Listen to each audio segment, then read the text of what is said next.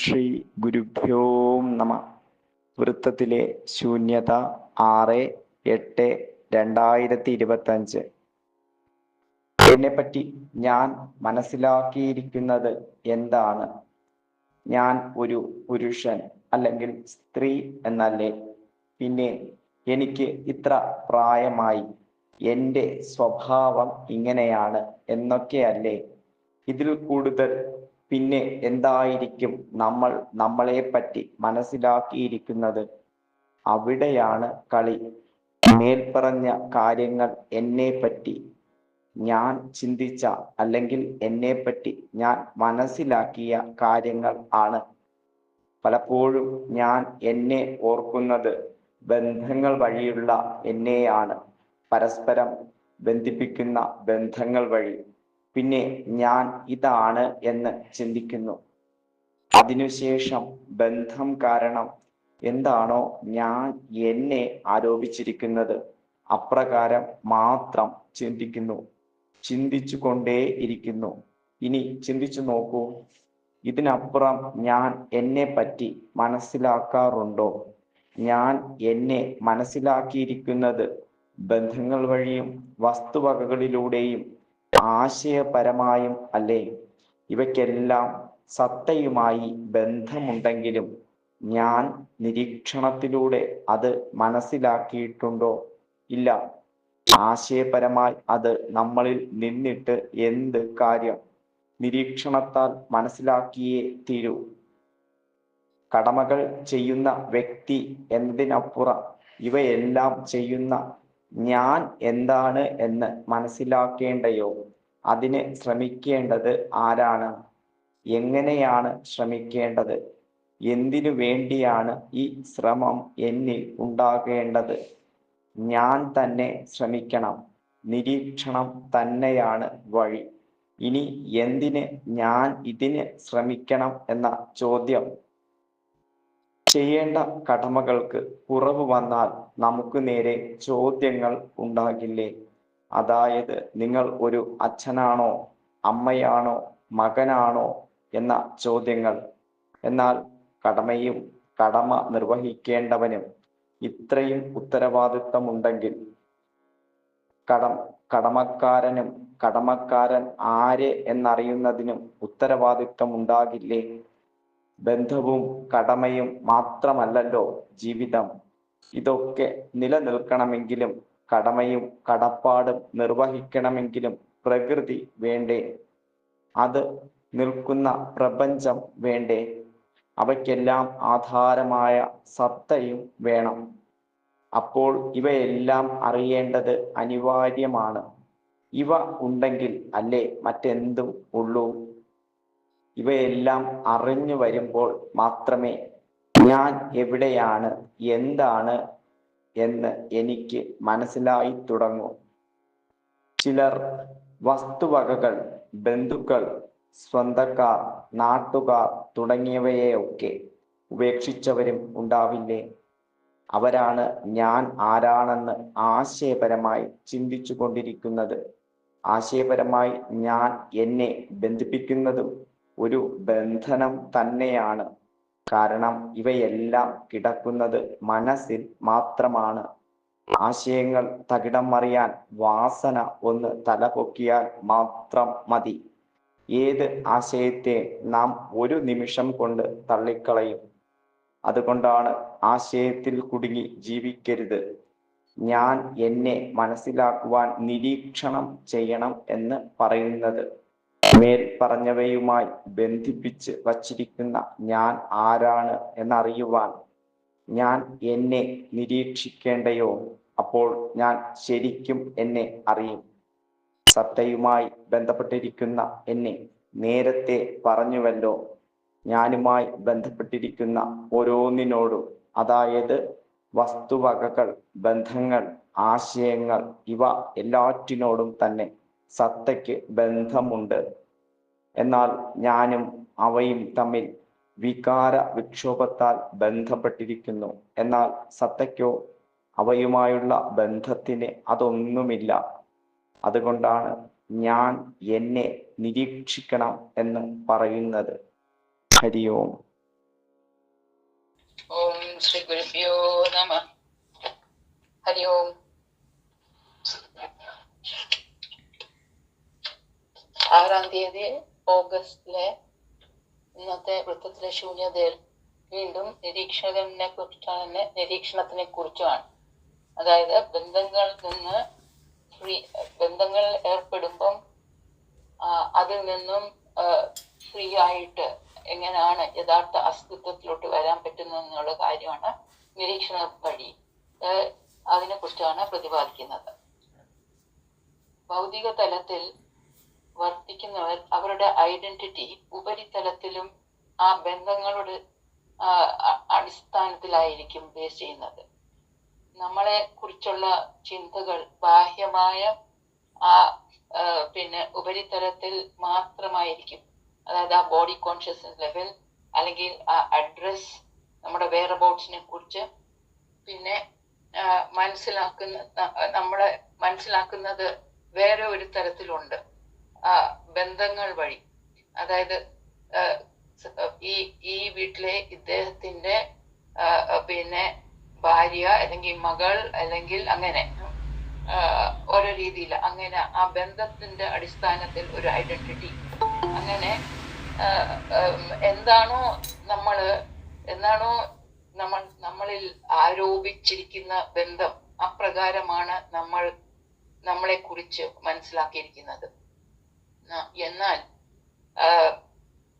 നമ്മളുടെ അല്ലെങ്കിൽ എൻ്റെ യഥാർത്ഥ അസ്തിത്വ ഐഡന്റിറ്റി, അതായത് ബന്ധനത്തിനും ആശയങ്ങൾക്കും അപ്പുറം ആയിട്ടുള്ളത്, ആ അസ്തിത്വം അറിഞ്ഞിട്ടുണ്ടോ എന്ന് നമ്മൾ മനസ്സിലാക്കേണ്ടതാണ്.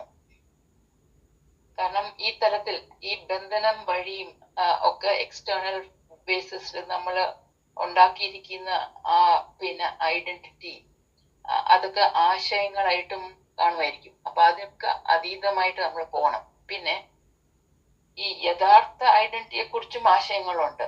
അത് കേട്ടറിഞ്ഞു കാണത്തേ ഉള്ളൂ.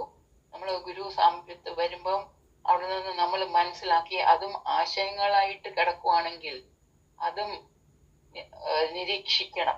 യഥാർത്ഥ ഐഡന്റിറ്റിയെ കുറിച്ചുള്ള ആശയങ്ങളും അതും നിരീക്ഷിച്ച് ആ യഥാർത്ഥ ഐഡന്റിറ്റി നാം തിരിച്ച് അറിയേണ്ടതാണ്, അത് അനുഭവിച്ചറിയേണ്ടതാണ്. ബന്ധങ്ങളിൽ ഏർപ്പെട്ടവർ കടമപ്പെട്ടവരായിരിക്കുക. അപ്പോൾ അവർക്ക് കടമകൾ നിർവഹിക്കേണ്ടത് കാണും. കടമ ചെയ്യുന്നവൻ ഞാൻ എന്താണ് എന്ന് അറിയേണ്ടത് അല്ലെങ്കിൽ മനസ്സിലാക്കേണ്ടതുണ്ട്. അത് സ്വയം തിരിച്ചറിയേണ്ടതുമാണ്. എങ്ങനെയെന്ന് പറഞ്ഞാൽ നിരീക്ഷണം വഴി. ഇത് ചെയ്യേണ്ട ആവശ്യകത എന്തുകൊണ്ട്? കാരണം നമ്മള് ബന്ധത്തിൽ കിടക്കുവാണ്. അപ്പം വിചാരങ്ങളും വിക്ഷോഭങ്ങളും എല്ലാം ഉണ്ടാവും. അപ്പൊ ആ കടമകൾ ചെയ്യുമ്പോഴും അവിടെ അത് പെർഫെക്റ്റ് ആയിട്ട് ചെയ്യണം.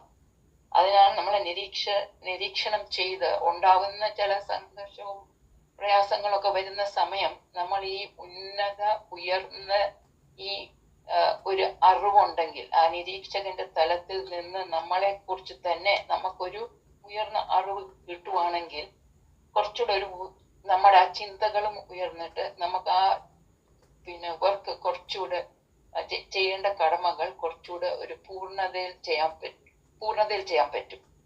അപ്പൊ നമ്മളിൽ ആരോപിച്ച് എന്താണോ ആ ബന്ധം, അച്ഛനാണോ അല്ലെങ്കിൽ മകനാണോ ഭർത്താവാണോ, അങ്ങനെ അതൊക്കെ നമുക്ക് പൂർണ്ണ ഉത്തരവാദിത്തോടെ അത് വഹിക്കാൻ പറ്റും. അപ്പം പിന്നെ ഇത് ചെയ്തിങ്ങനെ ഇരിക്കുമ്പം ഈ കടമ നിർവഹിക്കേണ്ടവനും ഉത്തരവാദിത്വം ഉണ്ടെങ്കിൽ ഈ ഒരു രീതിയിൽ തീർച്ചയായിട്ടും, എന്നാൽ വേറെ ഒന്നുകൂടെ ഉണ്ട്, വേറൊരു ഉത്തരവാദിത്വം ഉണ്ട്. ഈ കടമക്കാരൻ ആരാണെന്ന് അറിയുന്നതിനും ഉത്തരവാദിത്വമുണ്ട്. അപ്പോ ഈ ഡ്യൂട്ടി എല്ലാം വളരെ റെസ്പോൺസിബിൾ ആയിട്ട് നിർവഹിക്കുന്ന ആള് ചില പ്രയാസങ്ങളൊക്കെ ഉണ്ടായിരിക്കും, ആന്തരിക മനോവൃത്തികൾ കാണുമായിരിക്കാം. എന്നാലും ഇത് നന്നായിട്ട് ചെയ്യുമ്പം ഇതേ വ്യക്തി തന്നെ എന്തോ അറിഞ്ഞിരിക്കണം. ആ യഥാർത്ഥ ഐഡന്റിറ്റി എന്താണെന്ന് അതും പിന്നെ എന്താ ചെയ്യണ്ടേ, നിരീക്ഷണം വഴി പിന്നെ മനസ്സിലാക്കേണ്ടതാണ്. പിന്നെ ഈ ബന്ധവും പിന്നെ കടമയും കടപ്പാടും എല്ലാം ജീവിതമാണ്. അത് നിർവഹിക്കണം എങ്കിൽ നമുക്ക് പ്രകൃതി വേണം. അതായത് നമ്മൾ മാത്രം പോരാ, സമൂഹം വേണം. അത് പിന്നെ സൂട്ടബിൾ ക്ലൈമറ്റ്, ഇതെല്ലാം വേണം. അപ്പോ ഈ പ്രകൃതി എന്ന് പറയുന്നത് പിന്നെ പ്രപഞ്ചത്തിൽ നിലനിൽക്കുന്നതാണ്. പ്രപഞ്ചമോ സത്തയിൽ നിലനിൽക്കുന്നതാണ്. അപ്പൊ ഇവെല്ലാം വേണം. അനുകൂലമായിട്ടുണ്ടെങ്കിൽ ഇത് ശരിക്കും ചെയ്യാൻ പറ്റും. പിന്നെ അവരവർ തന്നെ ഉള്ളിലുള്ളവരുടെ യഥാർത്ഥ ഐഡന്റിറ്റി അവർ തന്നെ ഈ ഇതിലൊക്കെ അതും അവര് നേടിയെടുക്കേണ്ടതാണ്. അപ്പോ ഈ പറഞ്ഞ കാര്യങ്ങളൊക്കെ, മേൽപ്പറഞ്ഞ കാര്യം, പിന്നെ ബന്ധം, പിന്നെ ബന്ധിപ്പിക്കുന്ന ഫാക്ടേഴ്സിനെ ഒക്കെ രണ്ട് മൂന്ന് കാര്യങ്ങൾ പറഞ്ഞു. ഇവയെല്ലാം അറിഞ്ഞു വരുമ്പോൾ മാത്രമേ നമ്മളെ എവിടെയാണെന്ന് മനസ്സിലാവുള്ളൂ. മനോതലത്തിലാണോ നമ്മൾ നിലനിൽക്കുന്ന, ബുദ്ധിയോ അല്ലെങ്കിൽ നിരീക്ഷണ തലത്തിലാണോ നിലനിൽക്കുന്നതെന്ന് മനസ്സിലാക്കാൻ പറ്റുള്ളൂ. അപ്പോ അങ്ങനെ വരുമ്പോഴേ ഉള്ളൂ, അത്രയും ഒരു അറിവ് കിട്ടുമ്പോഴാണ് നമ്മുടെ യഥാർത്ഥ ഐഡന്റിറ്റിയിലോട്ട് പോകുന്നത്. അപ്പൊ പിന്നെ മേൽപ്പറഞ്ഞ ആ ഐഡന്റിഫിക്കേഷൻ, അതായത് സൂപ്പർഫിഷ്യൽ ലെവലില്, ബന്ധുക്കളുടെ ലെവലില്, വസ്തുവകകളുടെ ലെവലില്, പിന്നെ പിന്നെ ഇതൊക്കെ ഉപേക്ഷിച്ചവർ ഉണ്ട്. അവരുടെ യഥാർത്ഥ അസ്തിത്വത്തെ കുറിച്ച് അവർ ചിന്തിക്കും. ഇതെല്ലാം ഉപേക്ഷിച്ചിട്ടുണ്ടെങ്കിലും അവർ കേട്ടറിവ് മാത്രം കാണത്തുള്ളായിരിക്കും, അനുഭവിച്ചറിഞ്ഞ് കാണത്തില്ല. അപ്പൊ ആശയങ്ങളായിട്ട് അവരുടെ ഉള്ളിൽ കിടക്കും. അപ്പൊ ആ വക ചിന്തയിൽ ബന്ധിക്കപ്പെട്ടിരിക്കും. ചിന്തകൾ അല്ലെങ്കിൽ ആശയങ്ങൾ, അതിനെക്കുറിച്ചുള്ളത്, അതിൽ കുടുങ്ങിക്കിടക്കാതെ അവനവനെ കുറിച്ചുള്ള എല്ലാ ആശയങ്ങളെയും നിരീക്ഷിച്ച് ശാന്തവും ന്യൂട്രലായ ഒരു നിരീക്ഷകനെ ഉണർത്തി ബോധത്തിൽ വർത്തിക്കേണ്ടതാണ്. അപ്പോൾ ഞാൻ എന്നെ അനുഭവിച്ചറിയും, യഥാർത്ഥ ഐഡന്റിറ്റിയിൽ എത്തും. പിന്നെ മനോവൃത്തികൾ ഇല്ലാത്ത ഒരു മണ്ഡലത്തിൽ സത്തയോട് ചേർന്നിരിക്കാൻ പറ്റുന്നതാണ്. മേൽപ്പറഞ്ഞ ഈ ഘടകങ്ങള്, അതായത് ബന്ധങ്ങൾ, ആശയങ്ങൾ, വകകൾ, ഇതെല്ലാം ആയും സത്തയ്ക്കും ബന്ധമുണ്ട്. ഇതെല്ലാം നിലനിൽക്കുന്നത് സത്തയിലാണ്. പക്ഷെ അവയായിട്ടും ഒരു പിന്നെ എല്ലാത്തിനെയും നിസ്സംഗമായി ഉൾക്കൊള്ളുന്നു പിന്നെ സത്ത. എന്നാൽ നമ്മളാണെങ്കിൽ ചിലപ്പം ഈ ഫാക്ടേഴ്സിന്റെ കൂടെ വിചാര വിക്ഷോഭത്താലായിരിക്കും ബന്ധപ്പെടുന്നത്. അതിന് നിരീക്ഷകൻ അനിവാര്യമാണ്. നിരീക്ഷണം വഴി എല്ലാ സാധകർക്കും അതിൽ നിന്നും പിന്നെ ഉയർന്ന അറിവും ഉയർന്ന ചിന്തകളും ഉണ്ടാവണേ എന്ന് പ്രാർത്ഥിച്ചുകൊണ്ട് നിർത്തുന്നു. ഹരിയോം. ഹരിയോം. നമ്മളെക്കുറിച്ചുള്ള കാഴ്ചപ്പാട് നമ്മൾ ഡെവലപ്പ് ചെയ്തിരിക്കുന്നത് പല രീതിയിലാണ്.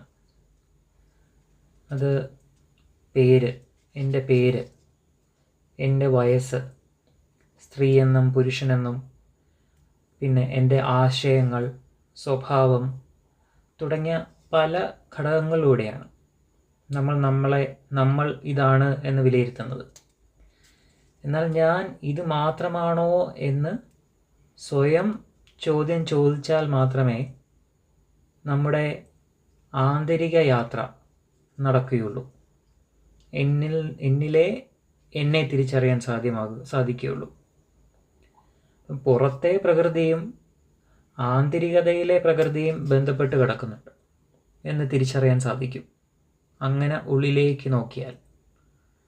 നമ്മുടെ ശരീരവും പ്രകൃതിയും മാത്രമാണ് ഈ സത്യമായിട്ട് ബന്ധപ്പെട്ട് കിടക്കണമെന്ന് ഇടയ്ക്ക് പണ്ട് ഒരു വൃത്തത്തിലെ ശൂന്യതയിൽ പറഞ്ഞല്ലോ. വേറെ ഒന്നിനും സത്യമായിട്ട് ബന്ധമില്ല.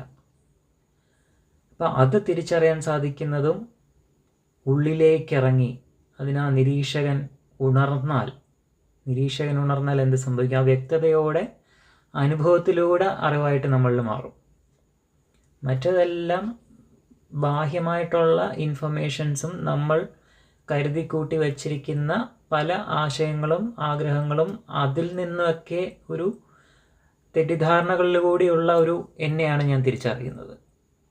ഉള്ളിലേക്ക് പോകുമ്പോഴാണ് യഥാർത്ഥത്തിൽ ആ നിരീക്ഷകനിലൂടെ നമ്മൾ എന്തൊക്കെയായിട്ട് ബന്ധപ്പെട്ട് കിടപ്പുണ്ട്, നമ്മൾ എന്താണ് എന്നുള്ള യഥാർത്ഥ സത്യത്തെ തിരിച്ചറിയാനുള്ള യാത്ര തുടങ്ങുള്ളൂ. ഇനി ബാഹ്യ ബന്ധങ്ങളിലെ മമത നമ്മളിലുണ്ട്, അതാണ് ഏറ്റവും കൂടുതലുള്ളത്. ഇപ്പം കർമ്മങ്ങൾ ചെയ്യുന്നത് ആ ബന്ധങ്ങളെ നിലനിർത്താൻ വേണ്ടി മാത്രമാണ് മെയിനായിട്ടും ചെയ്യുന്നത്. തികച്ചും സ്വാർത്ഥമായിട്ടുള്ള കർമ്മങ്ങളാണ് അതെല്ലാം.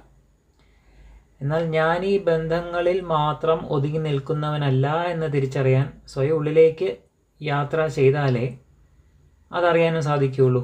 ഇത് മാത്രമല്ല എൻ്റെ ഡ്യൂട്ടി.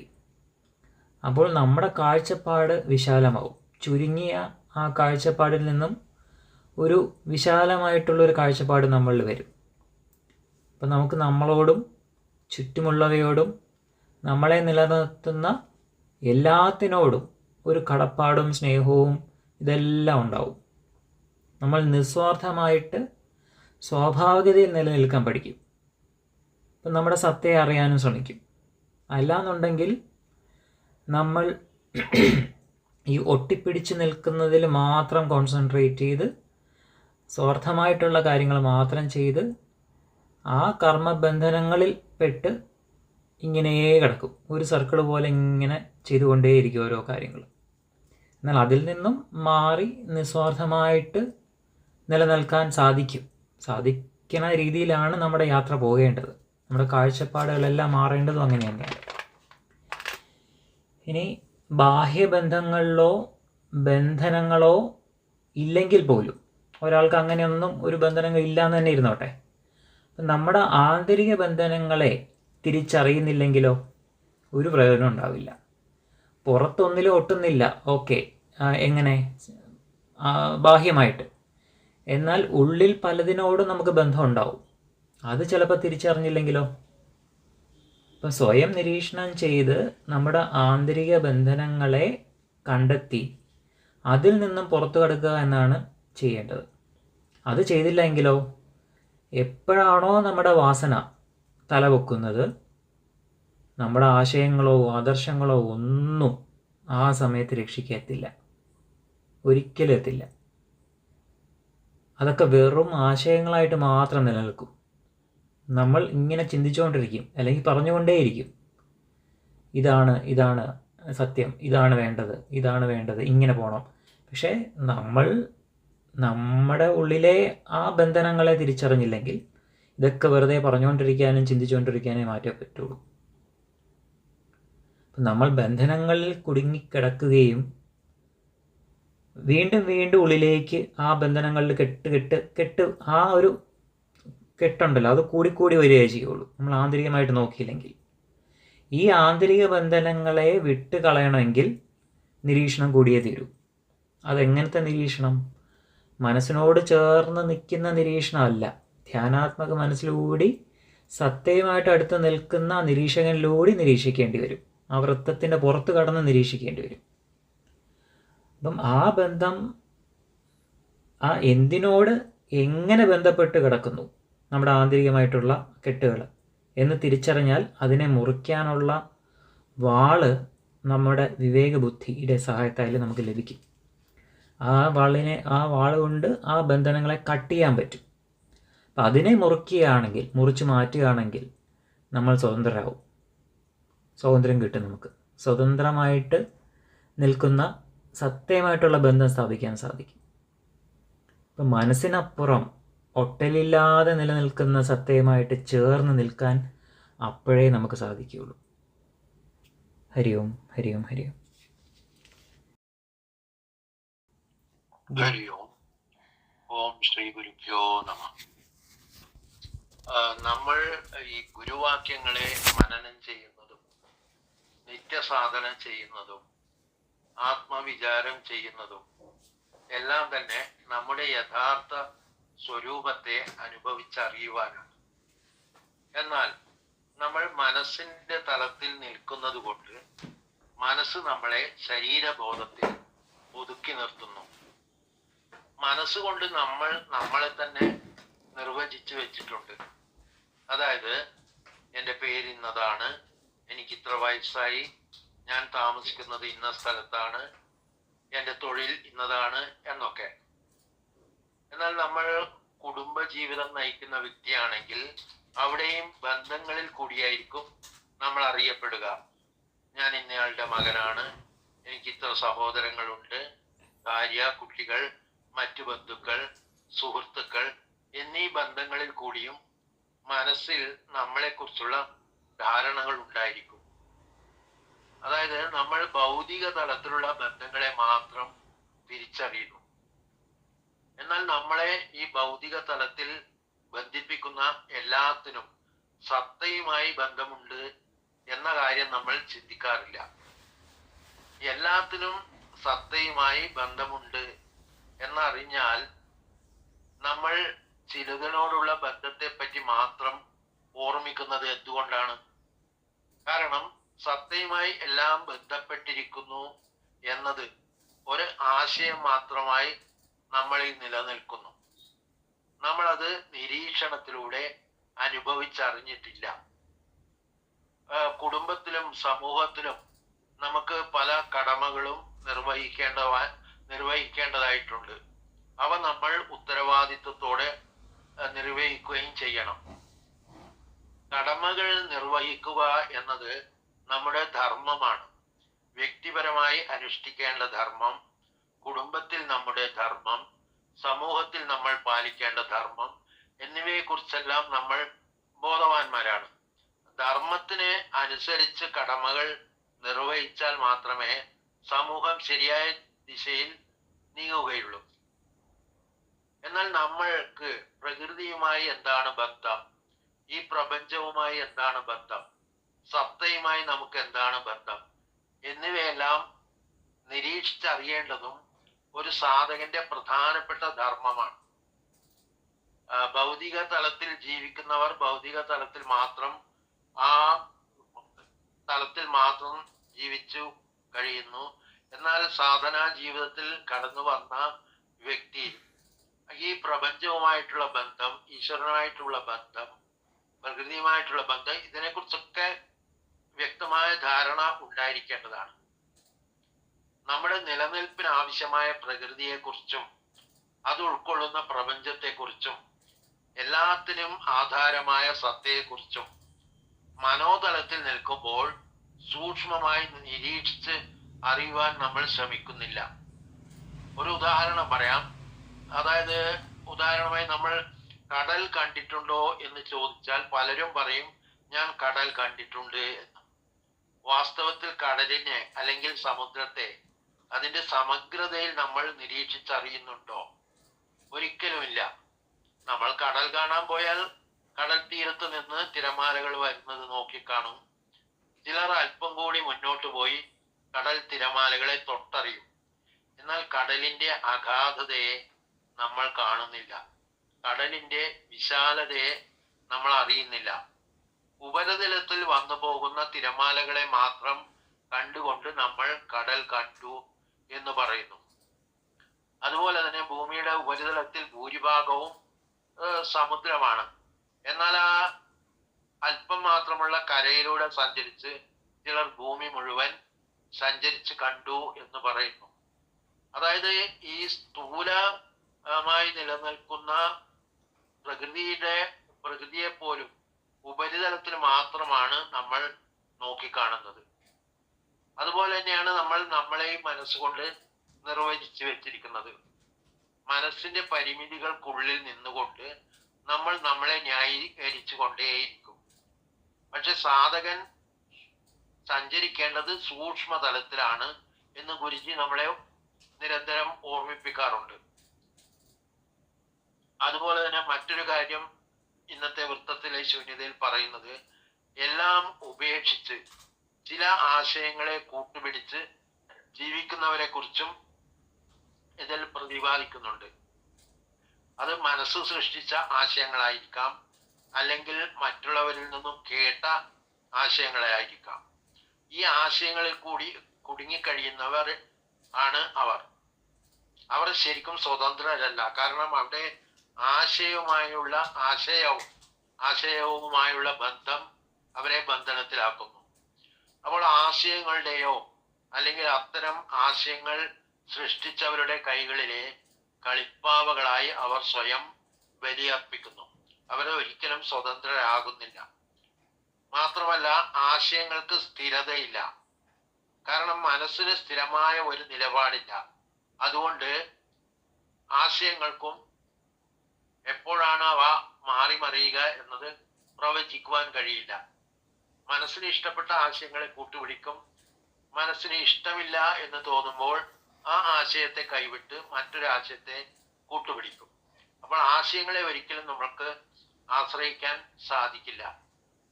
എല്ലാം സത്തയുമായി ബന്ധപ്പെട്ടിരിക്കുന്നു എന്നത് ഒരു ആശയം മാത്രമായി നമ്മളിൽ നിലനിൽക്കുകയാണ്. അത് അനുഭവിച്ചറിയണമെങ്കിൽ മനസ്സിന്റെ പരിമിതികൾക്കുള്ളിൽ നിന്നും പുറത്തു കടക്കണം. അവിടെയാണ് നിരീക്ഷണത്തിന്റെ പ്രാധാന്യം പ്രസക്തമാകുന്നത്. നിരീക്ഷണം നടക്കണമെങ്കിൽ മനസ്സിലെ ചലനങ്ങൾ ഇല്ലാതാക്കി മനസ്സിനെ ധ്യാനാത്മക മനസ്സാക്കി മാറ്റുവാനുള്ള സാധനകൾ നമ്മൾ ചെയ്തേ മതിയാകൂ. മനസ്സിനേക്കാൾ സൂക്ഷ്മമാണ് നിരീക്ഷകൻ. നിരീക്ഷകന് വികാര വിക്ഷോഭങ്ങളില്ല. മനസ്സിന്റെ നിരീക്ഷണം വികാരങ്ങൾക്കും വാസനകൾക്കും ഒക്കെ ആശ്രയിച്ചാണ് മനസ്സ് നിരീക്ഷിക്കുന്നത്. എന്നാൽ നിരീക്ഷകന് നിരീക്ഷകന് ഇതൊന്നും ബാധകമല്ല. നിരീക്ഷകൻ ആ വികാര വിക്ഷോഭങ്ങൾക്ക് അതീതമായി ആണ് നിരീക്ഷിക്കുന്നത്. അതാണ് യഥാർത്ഥ നിരീക്ഷണം. അപ്പൊ നിരീക്ഷകൻ ഈ അതിസൂക്ഷ്മമായ നിരീക്ഷണത്തിലൂടെ സാധകനെ ആ പരമമായ ബോധത്തിലേക്ക് നയിക്കുന്നു. ഹരിയോ. ഓം ശ്രീ ഗുരുഭ്യോ നമഃ. ഹരിയും. ഇന്ന് ഗുരുജി ആ മനസ്സിന്റെ തലങ്ങളിലേക്ക് ജീവിക്കുന്ന ഒരു വ്യക്തിയെ പറ്റി വ്യക്തമായിട്ട് മനസ്സിലാക്കി തരികയാണ്. നമുക്കറിയാം വിവേകാനന്ദ സ്വാമികളെ. അദ്ദേഹം നരേന്ദ്രനായിരുന്ന സമയത്ത് ഒരു സമ്പന്ന കുടുംബത്തിലാണ് ജനിച്ചത്. അദ്ദേഹത്തിന് കൗമാരപ്രായം എത്തിയപ്പോഴേക്ക് അദ്ദേഹത്തിന് ആ സ്വത്തും കാര്യങ്ങളൊക്കെ നഷ്ടമായി. കുടുംബത്തിൽ ദാരിദ്ര്യം തുടങ്ങി. ഈ സമയത്താണ് രാമകൃഷ്ണ പരമഹംസന്റെ ആശ്രമത്തില് അദ്ദേഹം പോയിക്കൊണ്ടിരുന്നത്. അപ്പോൾ വീട്ടിലെ കഷ്ടപ്പാടും ദുരിതമൊക്കെ രാമകൃഷ്ണദേവനോട് പറഞ്ഞപ്പോൾ പോയി കാളിയമ്മയോട് പ്രാർത്ഥിക്കാൻ പറഞ്ഞു. അപ്പം പലതവണ നരേന്ദ്രൻ കാളി ക്ഷേത്രത്തിലേക്ക് പോയി. പക്ഷെ അവിടെ ചെന്നപ്പം കാളിയമ്മയോട് ശുദ്ധമായ ഭക്തി തരൂ, ജ്ഞാനം തരൂ എന്ന് മാത്രമേ പറയാൻ സാധിച്ചുള്ളൂ. എന്തുകൊണ്ടെന്നാല് കഷ്ടപ്പാട് ദുരിതങ്ങളൊന്നും പറയാൻ സാധിച്ചു. പിന്നീട് നമ്മൾ വായിച്ചു കേട്ടിട്ടുണ്ട്, ആ കുടുംബം ഒന്നൊടുകെ വല്ലാത്ത കഷ്ടപ്പാടിൽ ജീവിച്ചു, സഹോദരി ആത്മഹത്യ ചെയ്തു എന്നൊക്കെ പറഞ്ഞ് വായിച്ചു കേട്ടിട്ടുണ്ട്. പക്ഷെ അപ്പോഴേക്കും നരേന്ദ്രൻ വിവേകാനന്ദ സ്വാമി ആയിക്കഴിഞ്ഞു. അപ്പോൾ കുടുംബ പശ്ചാത്തലത്തെ പറ്റി പിന്നീട് അദ്ദേഹത്തെ പറ്റി ബോധേടല്ലായിരുന്നു. അദ്ദേഹം ആ നരേന്ദ്രനായി നിന്നുകൊണ്ട് കുടുംബത്തിന്റെ ഉയർച്ചയ്ക്ക് വേണ്ടി, ശ്രേയസിന് വേണ്ടി കർമ്മങ്ങൾ അനുഷ്ഠിച്ചിരുന്നെങ്കിൽ ഇന്ന് നമുക്ക് കാണുന്ന വിവേകാനന്ദ സ്വാമികളെ നഷ്ടമാകുമായിരുന്നു. ഇപ്പൊ നമ്മൾ ചിന്തിക്കുക, ഇതൊരു സ്വാർത്ഥമായ ചിന്താഗതിയല്ലേ? ചില സ്വാർത്ഥത ലോക നന്മയ്ക്ക് ഉപകരിക്കുമെങ്കിൽ അത് നല്ലതാണ്. അപ്പൊ ഇതുപോലെ തന്നെയാണ് ഞാൻ ഇവിടെ ഈ കാര്യം പറയണമെന്ന് വെച്ചാല്, നമ്മൾ പലപ്പോഴും ചിന്തിക്കും, ഞാൻ ഇന്ന കുടുംബത്തിലെ ഇന്നിടത്തെ എന്റെ പൊസിഷൻ ഇതാണ്, എനിക്ക് ഇതിൽ നിന്നും ഇറങ്ങി വരാൻ സാധിക്കില്ല എന്നൊക്കെ പറഞ്ഞ് ചിന്തിച്ച് നമ്മൾ പല തലങ്ങളിലേക്ക് പോവാറുണ്ട്. അപ്പൊ എപ്പോഴും ആഹം കൊണ്ട് മൂടപ്പെട്ട് കിടക്കും ആ മനസ്സിന്റെ ചിന്തകളും. ഞാൻ ഇത് ചെയ്യാൻ പാടുണ്ടോ? അപ്പോൾ സ്വാഭാവികമായിട്ടും അങ്ങനെ ഒരു വ്യക്തിക്ക് സറണ്ടർ എന്ന് പറയുന്ന ഒരു അവസ്ഥ ഉണ്ടാവുമോ? ഒരിക്കലും ഉണ്ടാവില്ല. അദ്ദേഹത്തിന്റെ മനസ്സ് എപ്പോഴും മാറിക്കൊണ്ടേയിരിക്കും. മനസ്സ് ചിന്തകൾക്കനുചിതമായി മാറിക്കൊണ്ടേയിരിക്കും. ഒരു ശാശ്വതമായ ഒരു സ്വഭാവത്തിന് ഒരിക്കലും ഒരു സ്വഭാവം രൂപീകരിക്കാൻ അദ്ദേഹത്തിന് കഴിഞ്ഞെന്ന് വരില്ല. ഒരു സാധകന് സ്വന്തമായ ഒരു സ്വഭാവ സവിശേഷതകൾ ഉണ്ടാക്കിയെടുക്കണമെന്ന് പറയും. എന്തിന്? നമ്മുടെ സാധനാധികാരങ്ങളൊക്കെ മുന്നോട്ട് പോകുന്നതിന് വേണ്ടി മാത്രം. നമ്മൾ നിഷ്ഠകൾ ഉണ്ടാക്കാറുണ്ട്, നമ്മൾ സെലക്റ്റീവ് ആയിട്ടുള്ള പുസ്തകങ്ങൾ വായിക്കാറുണ്ട്, അങ്ങനെ പല കാര്യങ്ങളും ചെയ്യാറുണ്ട്. അപ്പൊ എന്താണ്, നമ്മളുടെ ആ സാധനയുടെ യാത്രയിൽ നമ്മുടെ ആ വേഗത്തെ ത്വരിതപ്പെടുത്താൻ വേണ്ടി മാത്രമാണ് ഇതൊക്കെ ചെയ്യുന്നത്. ഇവിടെ ബന്ധങ്ങളും ബന്ധനങ്ങളെ പറ്റിയൊക്കെ പറയുന്നു. തീർച്ചയായിട്ടും എന്താണ് ബന്ധവും ബന്ധനങ്ങളും? നമ്മൾ ആരോപിക്കപ്പെടുന്ന ബന്ധമാണ്. യഥാർത്ഥത്തിൽ സത്ത ഒന്നേ ഉള്ളൂ, അതെല്ലാവരിലും നിലകൊള്ളുന്ന സത്ത മാത്രമാണ് ഇവിടെ ഉള്ളൂ. പക്ഷെ ആ തലത്തിലേക്ക് എത്തിച്ചേരാൻ നമുക്ക് പെട്ടെന്ന് സാധിക്കില്ല. അപ്പോൾ നമ്മള് അച്ഛൻ, അമ്മ, സഹോദരങ്ങള്, ബന്ധുക്കള്, മിത്രങ്ങള് ഇങ്ങനെ കാൽക്കുലേറ്റ് ചെയ്ത് നമ്മൾ ചിന്തിക്കാറുണ്ട്. ഇങ്ങനെ ചിന്തിച്ചു പോകുമ്പോൾ നമ്മൾ കടമകളും കർത്തവ്യങ്ങളെ പറ്റി എപ്പോഴും ജാഗരൂകരായിട്ടിരിക്കും. നമ്മൾ പല കടമകളും ചെയ്യും, കടമകളും കർത്തവ്യങ്ങളും ചെയ്ത് മുന്നോട്ട് പോകും. അപ്പോൾ നമ്മൾ എപ്പോഴും എന്താണ്, ഒരു സാധകനെ സംബന്ധിച്ചിടത്തോളം അവൻ നീഡ്സ് ആൻഡ് നെസസിറ്റി എന്നുള്ള രീതിയിലായിരിക്കും ചിന്തിച്ചു പോകുന്നത്. എന്താണ് നീഡ്സ് ആൻഡ് നെസസിറ്റി? അത്യാവശ്യമുള്ള കർമ്മങ്ങൾ ആദ്യം അനുഷ്ഠിക്കും, ആവശ്യമുള്ളത് പിന്നീട് എന്നുള്ള രീതിയിൽ പോകും. അപ്പം കടമകളും കർത്തവ്യങ്ങളൊക്കെ ചിന്തിച്ചു പോകുന്ന ഒരു വ്യക്തിയെ സംബന്ധിച്ചിടത്തോളം ഇത് പ്രായോഗികമായി ചിലപ്പം എല്ലായിടത്തും അപ്ലൈ ചെയ്യാൻ സാധിച്ചു എന്ന് വരില്ല. അപ്പൊ ഇവന് സ്വാഭാവികമായിട്ട് എന്തുണ്ടാവും? അവനോട് തന്നെ ഒരു വൈരാഗ്യ ബുദ്ധി ഉണ്ടാവും. അതുപോലെ നമ്മുടെ കൂടെ നിൽക്കുന്നവര് ചിലപ്പോൾ നമ്മളെ കുറ്റപ്പെടുത്തുകയും ഒക്കെ ചെയ്തെന്ന് വരും. അപ്പോൾ മൊത്തത്തിൽ പറഞ്ഞാൽ ഒരു അസ്വസ്ഥത അവിടെ ക്രിയേറ്റ് ചെയ്യപ്പെടുകയും. അപ്പൊ ജീവിതത്തില് മുന്നോട്ട് പോകുന്ന സമയത്ത് നമ്മൾ ചില കാര്യങ്ങളൊക്കെ ന്യൂട്രലായിട്ട് നിന്ന് കണ്ട് പോകേണ്ടി വരും, പല കാര്യങ്ങളും. അതാണ് ഇതിന്റെ ഒരു പ്രത്യേകത. ഇവിടെ നമ്മൾ ആ ഒരു സാധകൻ എന്ന് പറയുന്ന രീതി ചിന്തിക്കുമ്പോൾ നമ്മൾ പറയും നമ്മൾ എല്ലാവരുടെ അടുത്തും ഇടപഴകാനും എല്ലായിടത്തും ചെല്ലാൻ സാധിക്കുമോ എന്ന് ചോദിച്ചാൽ പറ്റിയെന്ന് വരില്ല.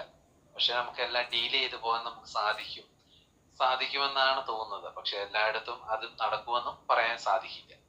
ചെയ്യാൻ പറ്റുന്ന രീതിയിൽ ചെയ്തു പോവുക എന്നുള്ളത് മാത്രമാണ് നമ്മൾ ചിന്തിക്കേണ്ടത്. അപ്പൊ ജീവിതത്തിൽ ഇങ്ങനെ മുന്നോട്ട് പോകുമ്പോൾ മനസ്സിന്റെ സ്വാധീനത്താൽ പെട്ട് ഈ ബന്ധനങ്ങളും ബന്ധത്തിലും ഒക്കെ ഏർപ്പെട്ട് ഞാൻ എന്റെ സ്വഭാവം ഇതാണ്, ഞാൻ ഇന്ന ധാരണയിലാണ് ജീവിക്കുന്നത്, ഇന്ന ആശയത്തിലാണ് കഴിയുന്നത് എന്നൊക്കെയുള്ള ആ വ്യവസ്ഥാപിതമായ ശൈലി തുടരുമ്പോൾ എങ്ങനെ നിരീക്ഷകനെ ഉണർത്താൻ സാധിക്കും? ഇതാണ് നമ്മൾക്കൊക്കെ സംഭവിക്കുന്നത്. നമ്മൾ അറിഞ്ഞോ അറിയാതെയോ പല കെട്ടുപാടുകളിലേക്കും നമ്മൾ പോകും. പക്ഷെ ഇവിടെ ആ സ്വതന്ത്ര ചിന്ത ഉദിക്കാത്തടത്തോളം കാലം എപ്രകാരമാണ് ഒരു വ്യക്തിയെ സംബന്ധിച്ചോളം ആ ഒരു ഘട്ടത്തിലൂടെ കടന്നു പോകാൻ സാധിക്കുന്നത്? തൻ്റെ മനസ്സ്, ബുദ്ധി, ചിത്തം, അഹം ഇവയൊക്കെ എല്ലാത്താൽ അന്യോന്യം സ്വാധീനിക്കപ്പെട്ട് നിലകൊള്ളുന്ന അവസ്ഥയിൽ സ്വയമേ ഉരുത്തിരിഞ്ഞു വരുന്ന നല്ല ചിന്താഗതികൾ എങ്ങനെയാണ് ഒരാളെ മാറ്റപ്പെടുത്തുന്നത്? അവിടെ ആ നിരീക്ഷകന്റെ കർത്തവ്യം കടമയും നമ്മൾ ചിന്തിക്കേണ്ടി വരും. നിരീക്ഷകൻ എപ്പോഴും എന്താണ്, യാതൊരു ഇന്റർപ്രിട്ടേഷൻ ഇല്ലാതെ എല്ലാത്തിനെയും നോക്കിക്കാണും. ഇത് തന്നെയാണ് ഗുരുക്കന്മാരും ചെയ്തുകൊണ്ടിരിക്കുന്നത്. അവരെല്ലാം നോക്കി കണ്ടുകൊണ്ടേയിരിക്കും. അവരുടെ ആ അവസ്ഥയിലേക്ക് എത്താൻ നമുക്ക് ഭയങ്കര പാടാണ്. പല കാര്യങ്ങളും വരുമ്പോൾ നമ്മൾ തന്നെ അത്ഭുതപ്പെട്ടിട്ടുണ്ട്. പല കാര്യങ്ങളിലേക്കും ഗുരുജി ചിലപ്പം സൈലന്റ് ആയിട്ടിരിക്കും. ചില കാര്യങ്ങളിൽ ഒന്നുമേ അഭിപ്രായം പറയാതിരിക്കും. അപ്പൊ ഇതൊക്കെ എന്താണ്? ചില കാര്യങ്ങളൊക്കെ അതിന്റെ വഴിക്ക് അങ്ങ് നടന്നു പോകും. അതാണ് അവിടെ നമ്മള് കാര്യമാത്ര പ്രസക്തമായി ഒന്നും ചെയ്യേണ്ടതില്ല.